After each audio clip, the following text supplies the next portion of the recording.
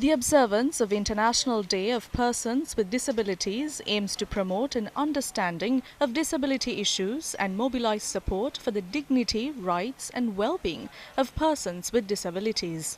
UN Chief Antonio Guterres called for greater inclusion of persons with disabilities in society. Even under normal circumstances, the 1 billion persons with disabilities worldwide are less likely to enjoy access to education, health care and livelihoods, or to participate and be included in the community in all its dimensions. They are more likely to live in poverty and experience higher rates of violence, neglect and abuse.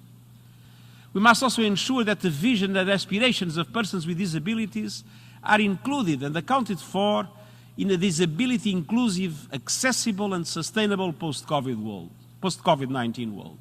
Sri Lanka became a signatory to the UN Convention on the Rights of Persons with Disabilities in 2007 and ratified it in 2016, although the local enabling legislation is yet to be enacted.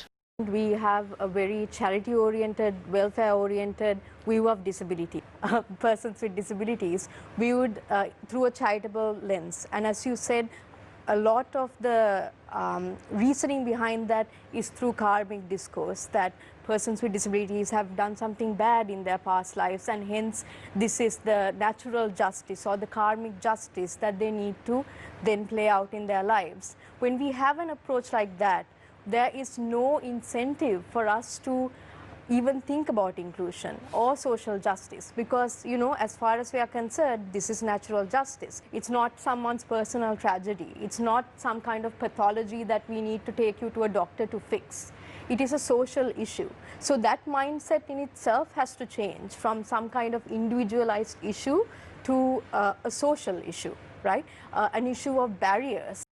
In 2016, UNICEF Sri Lanka commissioned the Learning Disabilities in Sri Lanka report, and it found that 23.5% of children aged between 5 to 14 with disabilities are excluded from mainstream education. 55.4% of the disabled aged between 15 and 19 and 86% of the disabled aged between 20 to 24 are not engaged in any educational activity or vocational training.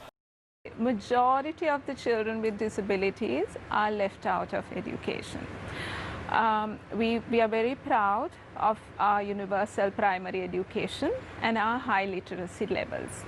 But access to education is, again, it's a complex issue. And in an education system like ours, where we are target driven, for example, the grade 5 scholarship, it is very difficult to fit in a student with disability and provide that student the accommodations that is required, probably an assistant teacher, probably explanations in simple language. So it's things like that, it is very difficult to fit into this system of education.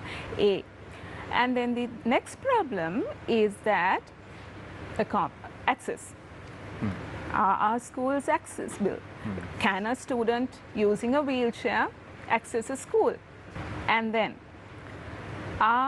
is society receptive? Do the principals enroll students with disabilities into schools? Are the teachers prepared? Are other parents prepared to have a student with a disability in the classroom? Because there are complaints.